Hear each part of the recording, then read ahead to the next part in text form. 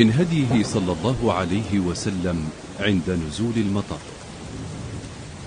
عن عائشة رضي الله عنها أن رسول الله صلى الله عليه وسلم كان إذا رأى المطر قال: اللهم صيبا نافعا. رواه البخاري. وعن أنس رضي الله عنه قال: أصابنا ونحن مع رسول الله صلى الله عليه وسلم مطر، فحسر رسول الله صلى الله عليه وسلم ثوبه حتى أصابه من المطر، فقلنا: يا رسول الله، لم صنعت هذا؟ قال: لأنه حديث عهد بربه تعالى. رواه مسلم.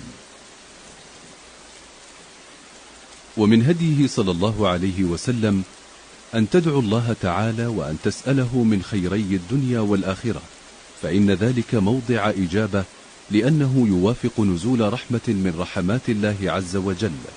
ففي الحديث: ثنتان ما تردان، الدعاء عند النداء وتحت المطر. صحيح الجامع. ومن هديه صلى الله عليه وسلم عند نزول المطر أن تقول: مطرنا بفضل الله ورحمته.